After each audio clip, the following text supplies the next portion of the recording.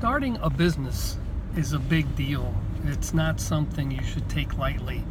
Your livelihood of your family depends upon it. So what I recommend is you really take an assessment of what you have, what you're able to do, and what's your fallback. And by that I don't mean that you have an escape plan. What I mean is, how are you going to make it through? As I've said in a lot of my previous lessons, you've got to assume that things aren't going to go well. You've got to assume that you're going to have lower revenue than your best case estimates. And maybe you look out and that's not the case.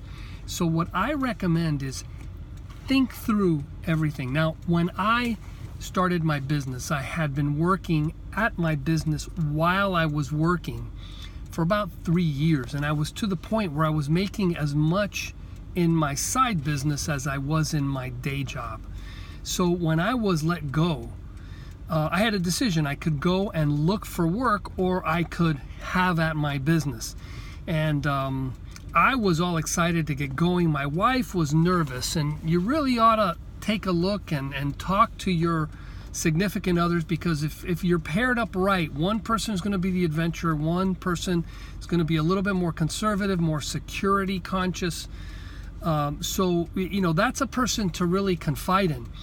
But what you want to make sure is either you have some savings that you could rely on if things don't go so well, that maybe you cut back if that's an option. Another thing is, some of us have an employed spouse that can maintain us or keep things running, which basically gives us a much longer runway. Now, as you continue down this road, one of the things you really want to think about is, what is your emotional support system? Because you're going from working wherever you were, and even if you're working for a small firm, you had peers, you had other people. When you run your own business, you're in solo mode, which for a lot of us, like for me in particular, it's actually kind of nice.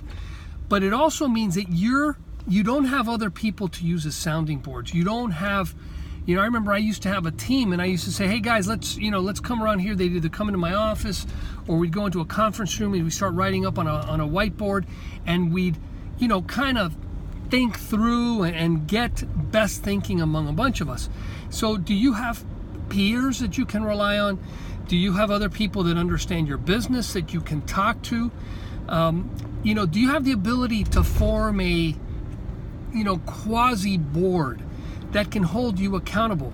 Because one of the things that happens when you start your business is you no longer have some serious accountability. You can really do whatever you like.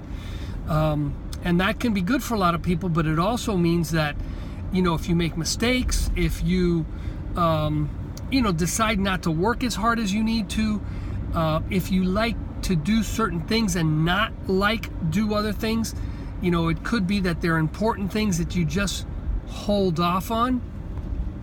And those are things that could really hurt your business. So as you go forward with this adventure, and I will call it an adventure, you need to really think through what your situation is, because the stats say that I think it's like one in 5, 1 in 10 businesses fails in the first 5 years.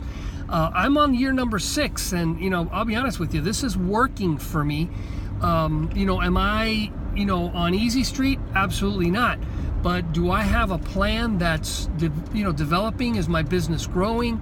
Am I slowly but surely taking it to where the business is less and less dependent upon me?